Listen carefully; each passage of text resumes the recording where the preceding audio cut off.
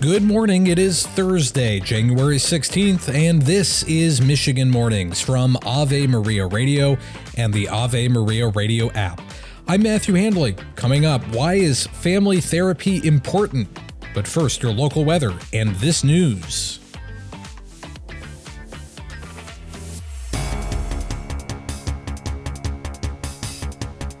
Restaurant owners and employees spend part of their week urging state lawmakers to take action to protect their lower tipped minimum wage before it starts to go up on February 21st.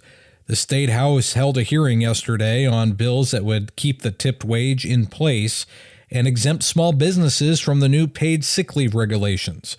The owner of the Peppermill Cafe in Walker, Marianne Hayes, told lawmakers if the tipped credit is eliminated, her livelihood is at risk as 95% of her income is through what she earns in tips from serving.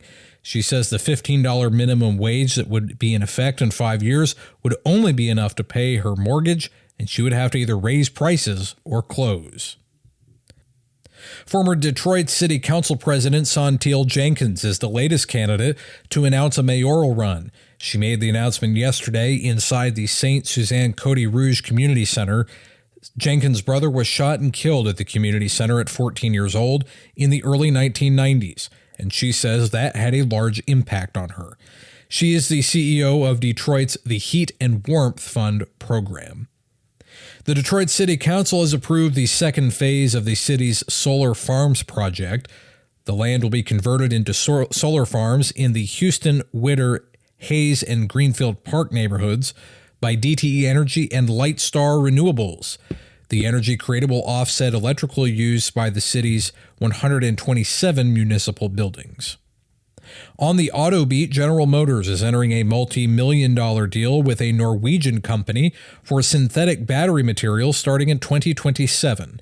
GM Senior Vice President of Global Purchasing Jeff Morrison says the project will help advance battery technology and bring greater value to customers.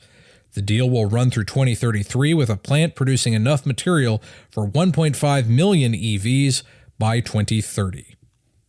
The Detroit Public Schools Community District is using new methods to fight attendance problems, including paying students for perfect attendance weeks. The district is running a new program called Perfect Attendance Pays, which allows students to earn a $200 gift card for each 2-week period they attend each day of school. The program will run for 5 periods, giving students a chance to earn $1,000 in gift cards. Schools are also instituting a policy that will require students who miss 45 days of school in grades K through 8 to repeat the grade. You're listening to your local news and weather on Ave Maria Radio's Michigan Mornings. Stay tuned, your local weather is coming up next.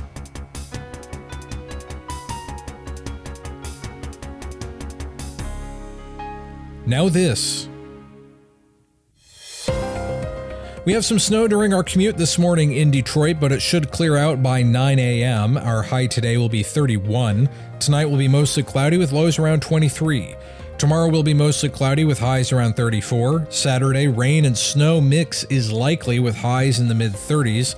And Sunday will be mostly cloudy and much colder with temperatures only in the upper teens. You're listening to Michigan Mornings from Ave Maria Radio. We have some snow during our commute this morning in Saginaw, but it should clear out by 8 a.m. Our high today will be 32. Tonight will be mostly cloudy with lows around 20. Tomorrow will be mostly cloudy with highs around 34. Saturday, rain and snow mix is likely with highs in the mid-30s. And Sunday will be mostly cloudy and colder with temperatures only in the mid-teens. You're listening to Michigan Mornings on Ave Maria Radio.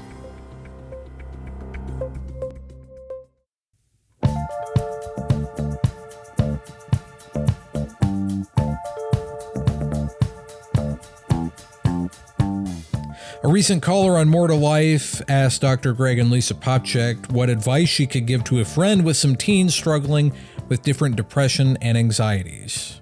Let's talk now with Mary, who's listening to WTN Radio in Missouri. I have a sister who has been struggling with her children, and now they're in the ages of high school. The oldest one is just like they keep trying to label and diagnose and label, and now it's, you know, autistic and depression and try this medication, and then it trickled down to the younger one. Are they getting any kind of family help? They have, each child has their own psychologist, and the oldest one has many aides to help through with the education. Okay, but that's the problem. Yeah. Each one is identified as a separate issue of their own. So no, I'm talking about doing family counseling where mom and dad and the kids all go together. Generally speaking, now I mean there are some exceptions, but generally speaking,